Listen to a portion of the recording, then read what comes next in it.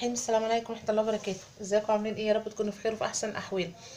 ان شاء الله كده نويت اعمل معاكم رز بلبن النهارده، احلى من بتاع المحلات، خاصه كمان ان هو هيبقى نضيف وانت منقياه وعارفه مصدره ايه، وهتاكلي حاجه لاولادك وانت كمان مطمنه. تمام. وبرضه عارفه هو بيبقى حلو قوي صيف وشتاء، شتاء بتاكلوه سخن، صيف بتاكلوه بارد، يعني على حسب الوقت، فانتم يعني متاح طول السنه وبأي طريقة. تمام. دي حاجة تانية. بس قبل ما نبتدي كده ان شاء الله بتمنى ان اول مرة يشوف القناة طبعا ما ينساش ان هو يشترك، وكمان ان هو يفعل الجرس بحيث ان هو يوصله مني كل جديد. اما بالنسبة طبعا لمتابعيني ومشتركين القناة، يا اهلا بيهم ودايما مشرفيني، وبشكرهم دايما على تدعيمهم ليا وعلى يعني تفاعلهم معايا. خلاص، على بركة ربنا هنبتدي. طبعا انا عندي رز، كوبايتين رز منقيين وغسلاهم، بس ما بحاولش ان انا يعني افضل يعني ازود في الغسيل بتاعهم عشان النشا بتاعهم ما يروحش. تمام. دولت كوبايتين لبن انا حطاهم كنت نقعاهم من ساعتين في لبن. خلاص، انا نقعتهم عشان ما اطولش عليكم اهم، يعني حتى انت هتلاقي لسه اللبن بتاعه اهوت، وبص ان هو الرزيه نفشت ازاي. تمام اهم. بعد كده انا معايا كوبايتين سكر، والسكر طبعا على حسب الرغبه وعلى حسب التحليه.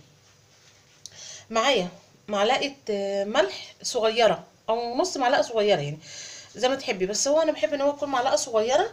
الملح يعني انا بحب احطه في كل اللي هي الحلويات والمعجنات، لان هي بتعزز النكهه بتاعت الحلويات، وبتظهر الاكل الاطعمه بتاعته كلها. تمام. في ناس ما بتحبش تحطه، هو عامه ما بيبانش ان هو مالح ولا الكلام ده كله، بس هو فعلا بيفرق في الطعم. خلاص. ومعايا آه بودره كريم شانتيه. خلاص، واقول لكم الكميات احنا هناخدها ازاي واحنا ماشيين مع بعض. معايا برضو كيس لبن اللي هو الصغير، الحجم الصغير دوت. خلاص، ومعايا زبيب برضو للتحليه، ومعايا معلقتين معايا نشا، وبرضو هقول لكم الكميات اللي احنا هنحطها. ومعايا 2 كيلو لبن. خلاص. فانت ممكن تاخدي كيلو لبن وكيلو يعني قديه ميه براحتك على حسب المتاح. عايزه يبقى لتر ونص مثلا لبن والباقي ميه براحتك. وبرضو انت بتزودي الكميه اللي انت عايزاها، يعني انا بقولك على الكميات اللي انا عاملاها دلوقتي. انت بقى عايزه تزودي، دول كوبايتين رز، عايزه تقللي ده على حسب الرغبه بتاعتك. خلاص، خليكم معايا سوي كده يا جماعه. انا رجعت لكم اهوت، معلش ادي قلت لكم كده معلقتين نشا، ومعايا كمان بكوين فانيليا. ده لو متاح عندك، مش متاح مش مشكله، بس انا بحب احط معاه فانيليا. خلاص، انا كده اهوت اللبن اهوت، هبتدي هنزل معاه بسم الله الرحمن الرحيم الرز كده اهو. خلاص، الكميه بتاعتي كلها، معلش يا جماعه لو ما بترتش يعني اهي، حطيها كلها.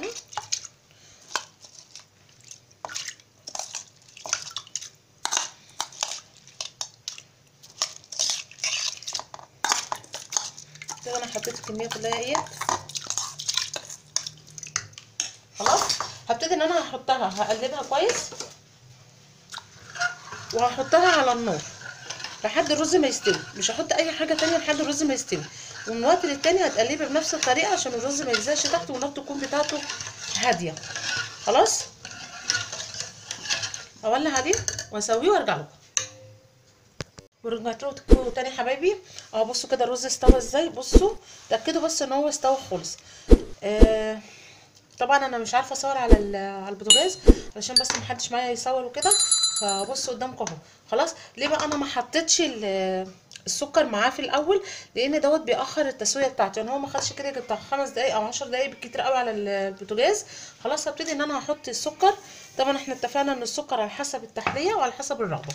خلاص، احنا هنا مش بنحبه مسكر قوي، وهبتدي ان انا هقلب كويس بس بحس ان السكر كده داب. هو الافضل يعني لو انت عندك السكر يكون ناعم، ما يبقاش خشن زي ده كده. خلاص، هتقلبي شويه بحيث انه بس ايه، تحس ان السكر داب في قلبيها، وهتديها غلوتين على البوتاجاز. خلاص، هديها غلوتين وارجع لك. كده يا جماعه انا سبته بس ياخد غلوتين على البوتاجاز طبعا مع التقليب. خلاص انا هنا جبت حوالي بتاع كوبايه ميه، لو انت كوبايه لبن ماشي براحتك على حسب ما انت عايزه. خلاص مع السكر يا جماعه، معلش هو انا نسيت ان انا احط الملح، فمع السكر بتحطي الملح وتقلبيهم. خلاص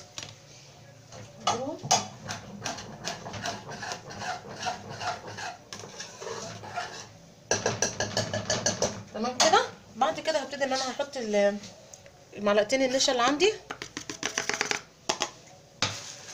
هحط كيس اللبن اللي هو الصغير دوت كله، ده صغير اللي هو يعني مقدار برده حوالي بتاع معلقتين.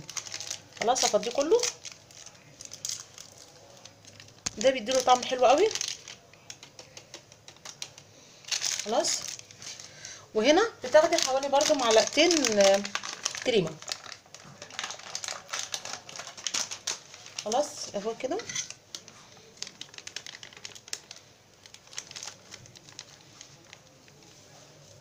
معلقتين اهو كبار كده حلوين، انا عشان بحب الكريمه بتاعته عاليه زي ما انت عايزه يعني، انا بحط له 3 معالق. خلاص كده. وهحط معاه الفانيليا، واحنا قلنا الفانيليا اختياري لان كده كده الكريمه برضو بتدي طعم حلو، هو يبقى يعني كيسين حلوين قوي. خلاص وهبتدي ان انا اقلبه كويس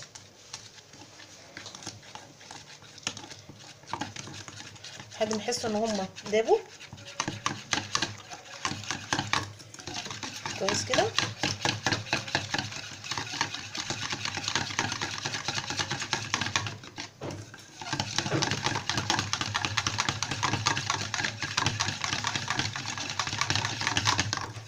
اتاكد بس ان هما دابوا في بعضهم واختلطوا ببعضهم كويس قوي كده. انا هوريكم بقى الرز. ثواني كده الرز اهي يا جماعه، وابتدي ان انا هنزل بالخليط اللي عندي ده وانا بقلب، عشان لاحظوا ان ده سخن، لو انا سبته كده هتبص تلاقيه كلكع كله في بعضه. تفضلي تقلبي تقلبي تقلبي.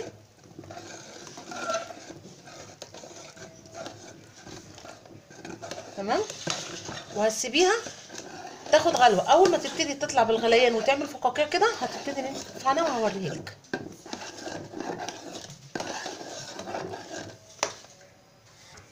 وكده يا جماعه بدا يطلع فقاقيع وهطفي عليه وهوريه لكم. بصوا هتلاقيه لسه بيطلع فقاقيع اهو، شايفينها اهي. اول ما هيطلع عليه كده هتبتدي ان انت تطفي عليه. خلاص. وبعد كده هتبتدي ان انت تغرفيه في الاطباق بتاعتك. بسم الله الرحمن الرحيم.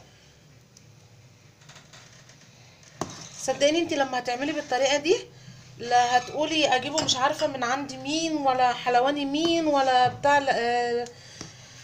بتاع اللبن مين، انت هتعمليه وهتعشقي الطريقه دي صدقيني، وهتلاقي طعمها هيعجبك قوي. خلاص. بعد كده هركن ده على كده على جنب. هيبقى بالطريقه دي وهتسيبيه يبرد. طيب في تكه كمان ان احنا لازم نعملها قبل ما نحط المكسرات اللي عندي ولا الكلام ده كله. اول حاجه ان انا لازم اغطيها، لو عندك انت اللي هي الاكياس اللي هي الاسترتش دي غطي بيها الاطباق، ما عندكيش اي طبق اي حاجه غطيه يعني غطيه كويس بحيث ان هو ما يعملش طبقه من على الوش وتبص تلاقيها كده بتشد وتبقى مجلده وما بيبقاش حلوه. يبقى انا دلوقتي اول ما هو سخن كده اروح مغطياه واروح راكناه يبرد بس شويه، وبعدين هحطه في التلاجة لحد ما يعني يبرد خالص.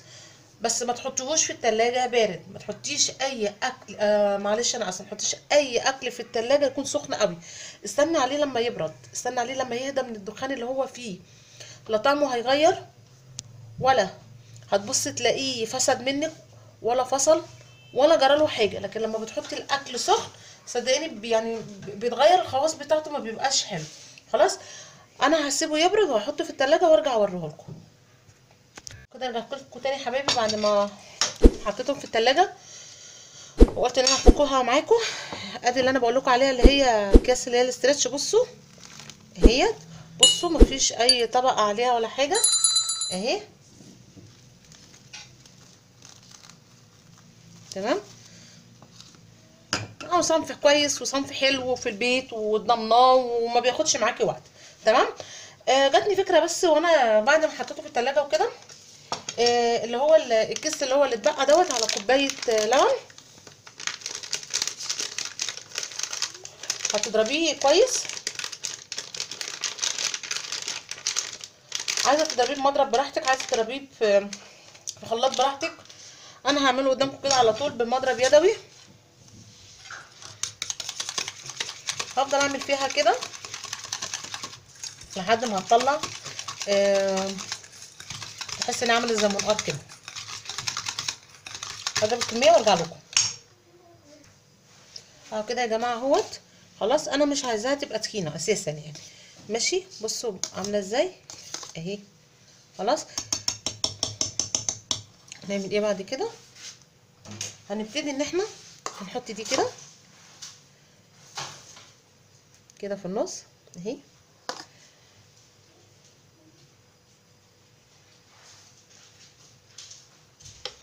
نبتدي نحط المكسرات اللي عندك بالطريقه اللي انت عايزاها.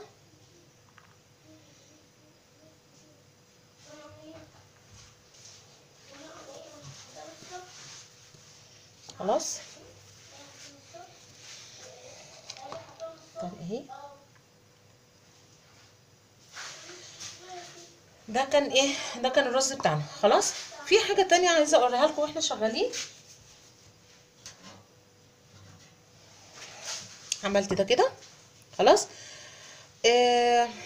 بعد كده انت عايزه بقى بتخليه زي كده برضو يعني تحطيه تحت الشوايه شويه هيديكي المنظر ده. عايزه تحطي برضو كريمه هتحطي، مش عايزه براحتك. تمام. عارفه كده، عارفه بس كده منظر بس كده اهي. كده حاجات كده خفيفه بس للمنظر. خلاص دي كانت وصفتي النهارده، يا رب تعجبكم. وان عجبتكم بقى ما تنسوش ان انتوا تشتركوا وتفعلوا الجرس بحيث ان هو يوصلكم مني كل جديد، وكمان ان انتوا تشيروه بحيث ان الكل يستفيد.